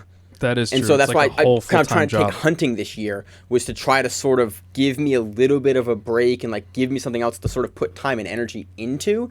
And it sort of just ended up being compounding and taking away from the free time that I had anyway, because I started to get really into that to try to like address that how I do like my job and everything else. And so it And sort his of teaching and his backfired. podcasting and Yeah, his between teaching, coaching, hiding bodies my in the work, woods. and the Grappling Rewind, like I probably work close to like probably 85 or 90 hours a week, give or take, depending on the Oh, I week. did it. No, it's over 100. Well, with, depending on with with your coaching, teaching yeah, and depending everything on how like you that. look at it. Where do you find time to murder people? Ah, man, it's tough, man. You got to make the time, Josh. Can you please post a picture of you when you dressed up as Spider Jerusalem? I can't post that picture. Dude, Maine looks like he should have been an extra in American History X. It's not good, Josh. Dude, it was creepy. Like, This is never. a Halloween costume. It Yes. is a Halloween costume. Spider Jerusalem is a character from Transmetropolitan. You should look him up. I did a costume a couple years ago where I looked like that and did a pretty good job. But the problem A great is, job, but the problem was he looked like a neo-Nazi. yeah, my head when it's shaved does not look. The way how pasty white you are, Yeah, how it's you not look good. in general, It's not good. You look like a bunch of white inbreeding to continue the white race only. Yeah, that's what the gene report says for me as well. I am 98% white guy. I'm telling you, Emil, if you see the picture, you'll go, "Oh yeah." No, I have seen it. I Yeah. know exactly what you're talking Oh, about. Like Shit. instead of putting like the fake tattoos that Spider Jerusalem has, and just putting like a swastika armband, you'd be like, "Yeah, this is like Hitler Youth right here." Yeah. So off of this, let's move on to get stuff that I won't have to cut. Oh, that's got to stay in. I'm It's sorry. probably going to stay in. Let's see what else we have to talk about. Oh, let's do a couple things like jiu-jitsu trivia related stuff. What? For like stuff that we do. What is the heaviest you've competed at, Josh? The heaviest weight class you registered for and competed at? Well, ultra heavyweight. Okay. How much did I weigh in that How much weight did you class? weigh in that? 286 pounds. Emil. 154. Okay, what's the lightest you competed at, Josh? That you've made? Weight you've made? 166 pounds. Oh my God, you made 166? That was DC. That was DC. Oh my I God. weighed 166. I weighed in well under the 175 limit with the gi. I weighed less than Jeff Mount, and Jeff Mount barely made weight, and I was like a pound and a half under him with the gi on, and the gi weighed I have a picture 4 of you pounds. with that. You look like a walking corpse because you didn't do Everybody the weight cut says that. well. It's a bad No, picture. not that I didn't do it well. I just did it in a very small time period. What's the worst weight cut you've botched? that I've botched? Or like botched, I mean, like it, even if you did it like in a world. no-gi pans as a blue belt 2008. I went from 235 to 199 in a week and a half. Jesus. Oh my God. I thought me going from 154 to 135 was not good. Well, again, I'm fat, so it's like you can get rid of that. But the way I did it was just like it was a crash. Like yeah, 30 diet. pounds in a week. I think I might have been eating like maybe 1,000 calories a day and consuming about 2 gallons of water and just like working hard. And even like the morning of the competition, I cut 12 pounds. Jeez. So, and I did great for the first like 4.5 minutes, and then I got triangled and almost passed out, and I was like, eh. Yeah, I messed up my pans cut for no-gi pans in New York. I overcut by half a division because I was worried about making weight. Because I paid all this money to register and drove, got a hotel in New York, and then I overcut and I weighed 142. Emil, your lowest weight. 154. Why is that, Emil? Because I've competed all of one fucking time. There you That go. was surprising to me because you're not like a super competitive guy, but I feel like you would have more of them over the years. You just like doesn't really drive you. No, I fucking hated it. Oh, I love it. I love competing. Competing is one of my absolute favorite things that I do, which is why I'm super disappointed that Grappling Industries is probably going to get canceled that I registered for in April, which is why I've been super disappointed the last year and a half with my broken back. Like, I love competing. Like, I it's, signed up for 185 for that tournament. No one's into my division. Oh my God. And I stopped like working hard to get under to that like 3 weeks ago when like I was like, I don't know, I'm probably going to change my weight class, and then people started getting sick. a lot. And I was like, I don't think this is going to happen. So now I'm sitting at a very comfortable 215 pounds. Rachel will not let me go to 135 again. Well, that's because you're creepy. Yeah, I was not. I thought I did good. I looked great. I was fine. I beat a bunch of a bunch of dudes. You're miserable. I was not a good person to be around. You've been miserable while you've been like, quote unquote, cutting. Oh, I gotta lose 10 pounds, dude. You take a dump and you run like a mile a day and you'll be fine. And you're making like this big deal over it. You've been such a fucking prick. Over 10 pounds. I'm like, that's not even cutting. Like, you're just being a whiny fucking piece of shit. I don't like dieting. I don't like being hungry. We're all the aware time. of that. This is the same motherfucker when we went to go do something that he was like, I'm getting the KFC donut sandwich. It's delicious. You should get it. I highly, highly recommend the KFC donut sandwich. It is better than I thought it was going to be. Can't Can we wait. get fucking sponsorship from KFC or Taco Bell? Or anything that we've talked about God on damn. here that we've eaten. I would love to. Dunkin' Donuts, get at me. So, what is your longest match, 35 minutes. Emil? I have no idea. Probably. Did you lose the match? How many matches did you have in that tournament that you did? One. I lost it. Did it go to a decision? No. Okay, then less than 5 minutes. Yeah, less than 5 Bro, minutes. we got to get you. Oh, you hate it though. Yeah. He doesn't like competing. I love competing so much. He did it, So but that's much the thing fun. was your longest match. It was like an hour or something, right? 40 minutes. 40 minutes? After a 15-minute match with overtime and after an 8-minute match. My second longest match is 32 minutes against DJ Jackson when we were both blue belts. That's terrible. I was on his back for a solid 3 minutes. That's terrible. The guy was in the top of half guard on me for a solid probably 25 minutes of my match. And it was after I got headbutted in the previous match and my eye was like swelling shut. And it was the finals of the division. And then I had no-gi after that. And it was the third weight cut or a fourth weight cut I had gone through in 6 weeks to go to 145. And it was a rough day for me. I had 89 minutes total of matches that day. That same day that was 35 minutes. And I won by DQ. Yes, you in did. that match. I remember you posting the end of it. 35 minutes, 32 minutes, like 20 minutes. Yeah, I don't know. I probably had a good amount. But that, and I'll say it again, the only real, true, submission-only tournament, U.S. Grappling. That's where that happened. If anybody says they're sub-only and they have a time cap, it's not Did really they still do sub-only. that? I thought they added a time back, didn't they? No. Jesus. I refed an hour and 30-minute long brown belt match. I also refed an hour and 15-minute white belt match. Like, sometimes you got to sit there. Sometimes they're like, hey, do you... And mind you, that hour and 30 minutes, that wasn't the entire match. I actually swapped out at a certain point. I was about to say, that sounds like the worst hour and 15 minutes of my fucking life. Please tell me it was white belt heavyweight. Yes. The brown belt match, though, was like medium heavy. And like they were both just going at it. They couldn't catch each other. That's like Shugio length. It was rough. What else is left? Man, this has been a fun like conversation piece. Yeah, it's funny. This is like a kind of a Joe Rogan-esque thing that's going on. And while I don't think Grappling Rewind should be like this all the time, since we're in the current apocalypse, this has been really fun so far. I've actually like learned stuff about both you guys. It's always really funny. We sit down and talk like frequently for an hour to an hour and a half at a time about like the pro scene, jiu-jitsu. But it is really funny. Like I think I went a year before knowing like Emil was a doctor. Like But that's because you're so self-centered. Like you really It's only coming care from you. about.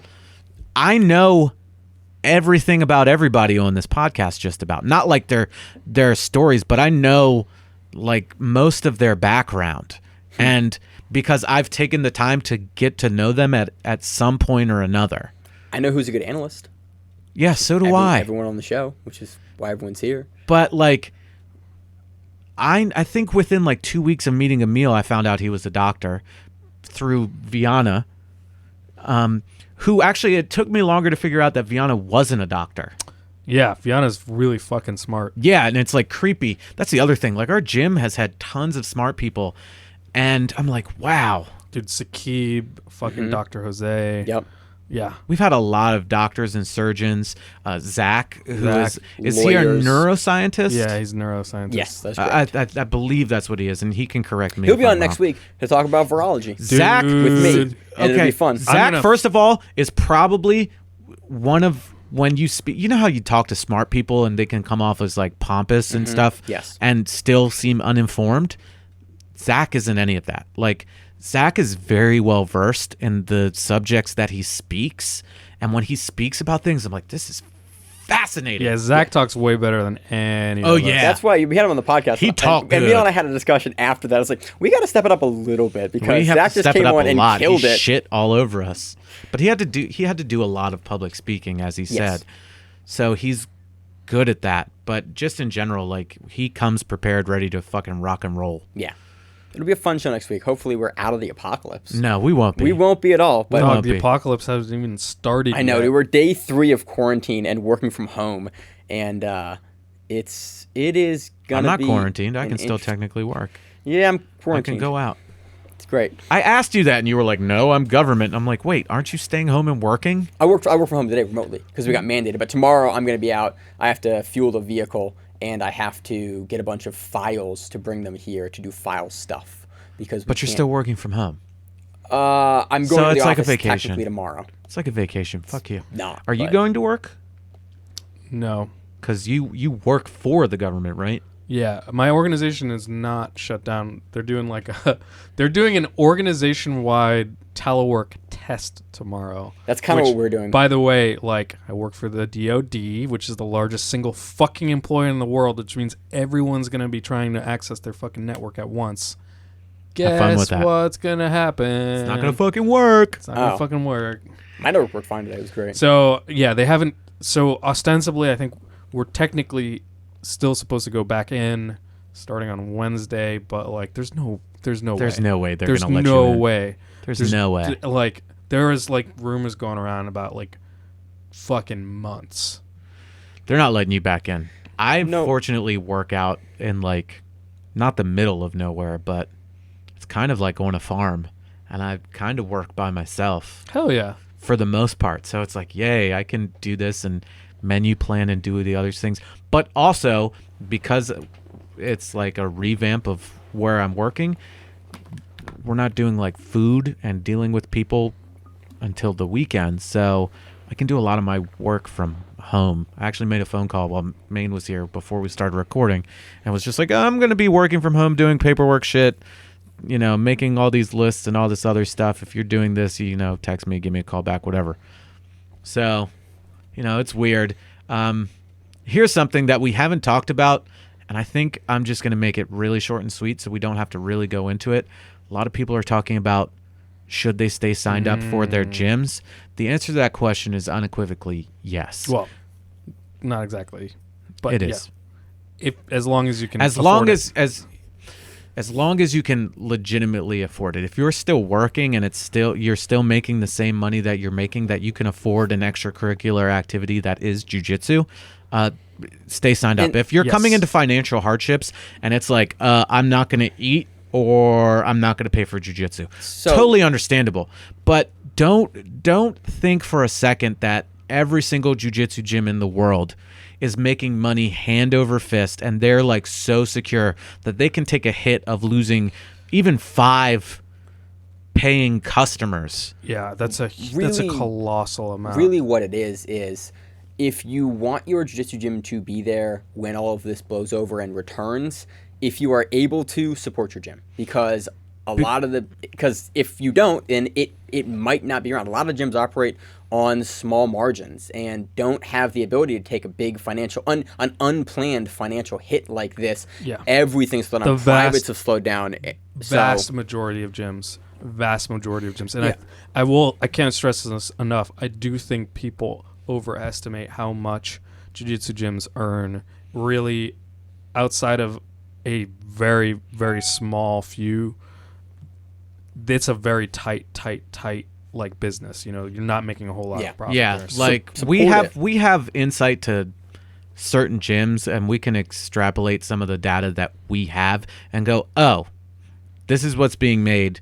And this is not factoring in any bills or Dude, anything how many like people that. do we know that have opened their own gyms? Like, A couple. yeah, like Yeah. Yeah, and It's they're not running fucking easy. on they're running on a shoestring budget and making ends meet the way they can. Yeah. But So if you can- quitting and saying like, well, I can't afford this, but you still have, well, you're not going out to eat right now. You're not doing anything.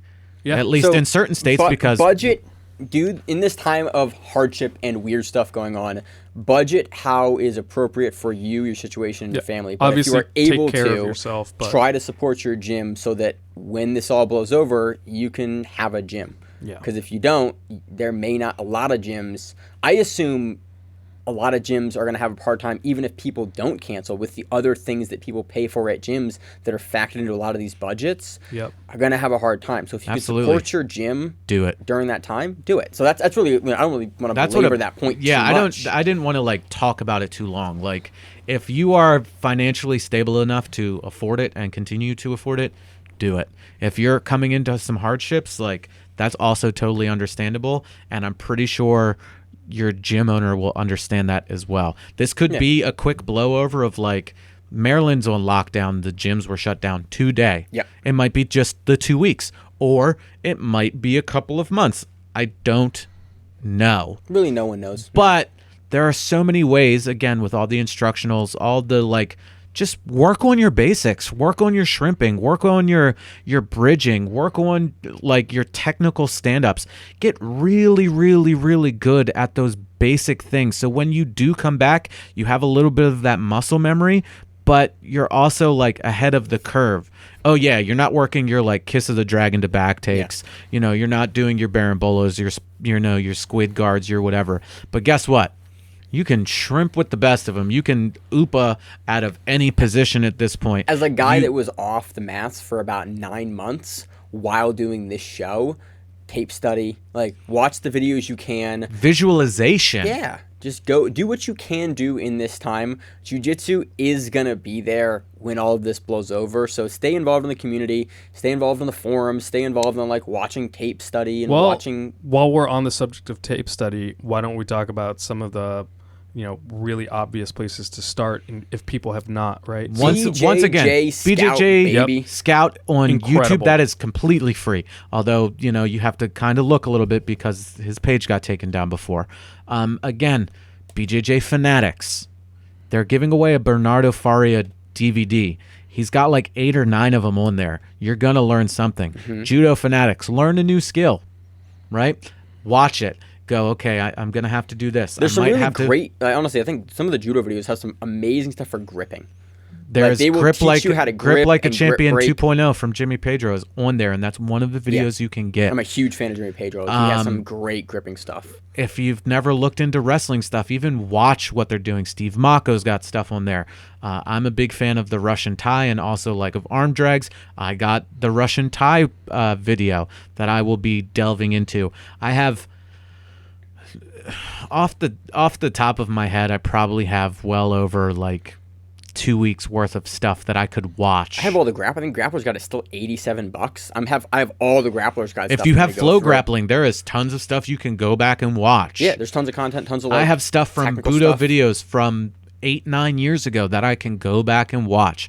I have jiu-jitsu instructionals and tournament DVDs in my basement right now that I can go back and watch. I got Fight Pass. I'm gonna probably watch them. Probably gonna watch some old ADCC just because I just figured out it was there. Yeah. So it's like between all the stuff, you have stuff to watch. Stay involved. Like I spent the better part of 2019 not being able to really train and train hard at all. So I stayed in it. You totally can too in this time. And guess Rest what? your body. Go. Like, You can't go to the gym. Let's say your gyms are closed again, like in the state of Maryland where we are. I can't go to like a box gym. You have a body. You have things that are heavy. Go to a park and find a fucking rock and throw it repeatedly. Do a bunch of air squats. Do a bunch of push-ups. Do a bunch of sit-ups. calisthenics. Like calisthenics, sprint work, long distance running, like Kill a hobo. Kill a homeless person like Maine does. Hey. I mean, when a That's not human correct. when a human struggles against you, that takes a lot of effort. And Maine can tell you from personal experience that killing a human being with your bare hands, because his preferred method of murder is strangulation, when you're trying to choke the life out of somebody, it takes a lot of work. I think I'm gonna have to cut this, Josh. No, you're gonna have to leave that in. Maine doesn't murder homeless do people not that we're at all. aware of. I do not at all. I had to defend myself. No, I do not do that, Josh. He eats babies as well. I don't have time. I got the podcast. That's why I'm shocked. Like, you literally have like 30 hours in a week that are undocumented. So I'm assuming you're killing people. That's sleep. No, I've already factored in sleep. There's 30 hours of free time. So, with that being said, if you have made it this far, you guys got anything else you want to talk about? You really want to talk about Dude, this week? just stay involved in any way you can. Like, yeah, this is a trying time. Yeah, it sucks. Yeah, you paid for a tournament. You're going to get refunded for it if it's been canceled. Learn a new skill. Read a fucking book. So, and on that note, in terms of like where we're moving in the future, like where do you think we'll take Grappling Rewind in the coming weeks? Right, like Right now we're gonna go true to name. I think we're gonna rewind of stuff yeah. that's happened. we're where you're gonna back that ass up So on next- old school jujitsu. So Oh, God. next week is when Pans would have been. So Correct. what we're gonna do is cover Pans related the stuff. the Leandro Lowe thing that some Maine keeps classic. harping. We're gonna take a look at some classic. If you've made it, by the way, thank you very much. If you've made it this far in the show, Congratulations! I'm gonna listen thanks to a this lot. and We really cackle in my appreciate car. you like following us and like continuing to kind of be with us through this trying time. Next week, we are going to cover some historic Pans matches, some big Pans moments from the past. If you are potentially unfamiliar or forgot, tune into that show as we go through some of the history behind some really fun Pans matches. Basically, that's what I'm going to spend this week doing. I know Emil's going to do some of that, and I know Zach's going to do some of that as well. So that's what we got on the docket for next week. If there's stuff that you want to see us cover, or you want to see us have us talk about, there is not a whole lot of pro jiu-jitsu. We are going to put a show out every week, even if it's like remotely, to give you content every week to listen to and enjoy and think about grappling and think about professional jiu-jitsu, even though none of it is happening right now. We're going to be here. Absolutely. And just to give you an idea of some of the things that I have been itching to go back and look into generally, whether or not it's for articles or for upcoming events, I would love to go back and actually scrutinize where smaller athletes have had actual success against larger ones. Oh, you're right? breaking the story now? Well, I'm just saying that's something that I Wait, what story are we breaking? Now so I'm interested. This came out about when Mikey Musumeci started throwing in his hat against some of these larger guys, and he got tooled by Muhammad Ali. I wouldn't And say he got tooled, but he got That was tossed interesting around. words. he got tossed around. Like Muhammad Ali was able to completely disengage when he wanted to disengage, and that. and you know it struck me as like, okay, like we've heard historically like Marcelo his game is really good against larger people. Maine brought up a good counterpoint, which is that Marcelo's not as small as we think. Yeah, everyone pretends like he's like 120. Dude's like 170, like built 170. He always competed in 77, Yeah. the Right. 77 kilogram division at ADCC. He was a middleweight in the gi. Right. So he's not The smallest. the smallest, but he's not also the biggest. No, he's not the biggest. So, but a lot but- of guys, everyone loves to cite Marcelo as a guy that's like 140, 150, when in reality he was closer to like, as competitively, like 170s. So, point is, I'm gonna go back and find matches with the greatest weight disparities and try to look at those and see. Try to find some technique Anyone similarities. versus Big Mac. See, there's also rumors and stories like that I can't verify. Yeah. Like I've heard rumors that Rafa Mendez and Buchecha went at it, and Rafa made Buchecha cry. I've heard that story. That's a- as well. that's a It's rumor. It's a rumor story. But if true, that's like a huge disparity because he's a featherweight and Buchecha is an ultra heavyweight. And if you're clowning an ultra heavyweight who's arguably like one of the GOATs in jiu-jitsu period, like that's a big deal. Yeah.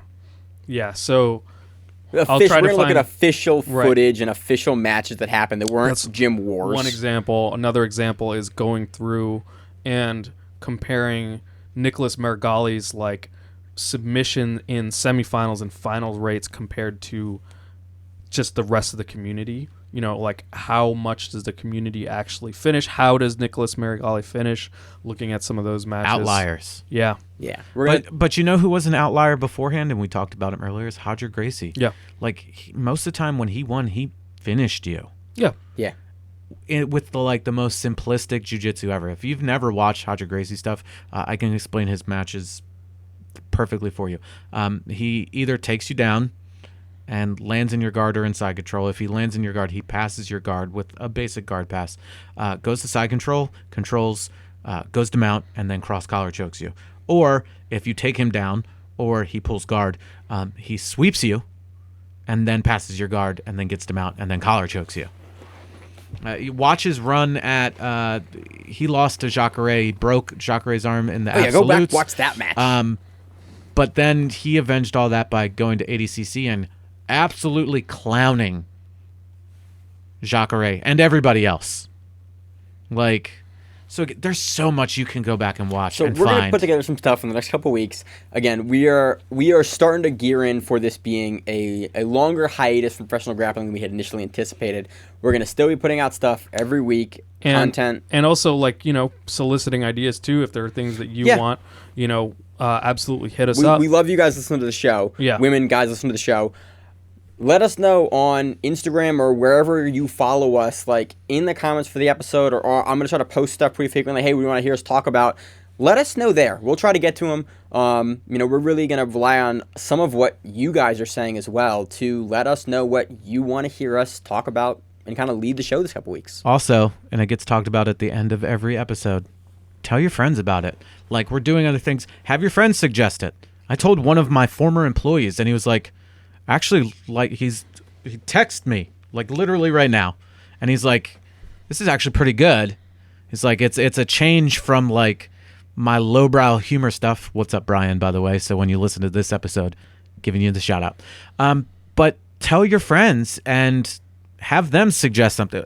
We're just about open to covering anything jiu-jitsu related. Yep, I'll give you that. With your suggestions, if you want to go in like the MMA route, like jiu-jitsu's proliferation in MMA, or going back and talking about how good or not good Royce Gracie was in the early UFCs. Shit, now you actually got me thinking about this, Josh. On that, going back and even looking at the history of jiu-jitsu itself, it's actually fucking fascinating. And it is not what people tell you. Yeah, it is. No, that's the best part. That's the best part. So, is even once it hits Brazil, right? But even before it hits Brazil, seeing what Mitsuya Maeda did, I have some stories about that.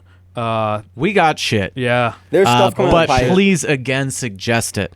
Have your friends suggest it. Have your mom suggest something. She's like, I don't know what this karate stuff is, and it's like, there's your example. My wife makes fun of me all the time. It's like, how long have we been married and together? And my family still goes, how's Taekwondo going? Or my father-in-law, at least he's close in the room. He goes, how's judo? I'm like, it's great, thanks. And you get that. Or how do you deal with the doofy family member that goes, how's karate? Little Jimmy over here is also a black belt. He got it in 2 years. And it's like, okay, cool. Like, and just getting over that stigma, like, everybody's going to think it's karate, and you just go, hi, you know what? Just fucking agree with it. Josh, sure, yeah. Where the fuck are you going, man? Yeah, he does this. I non sequitured myself. That happens sometimes. My ADHD kicked in.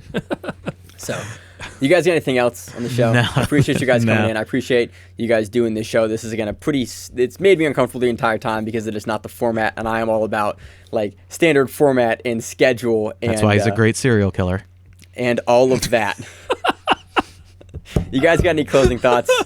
No, thanks for having us over. Thanks for, tolerating and not having a complete meltdown that it's not going the way that you want it to. I'm working on it, Josh. So, hey, like, you're hanging in tough, and we appreciate it. as always on the show, I'm your host, Maine Miller, joined with my co-host, Josh. and my other co-host, Emil. and we are the Grappling Rewind, and we will see you on the mats at some point in the near future, hopefully sooner rather than later once this all blows over. Thank you. If you like the show, please consider sharing it on Facebook with the folks at your gym. It's the best way that we grow the show, and we really appreciate it. You can reach out to us on email. We also have Instagram, we have Facebook, we have Twitter, we have Google+. Until that shuts down. We have a website. If you have an event you would like to have us cover, please let us know. If you have a name, like most people do, and you'd like to have us stop butchering it, Let us know. reach out to us. The show is also available on YouTube, Spotify, in addition to iTunes and every other podcast service. We very much appreciate your time, and thank you.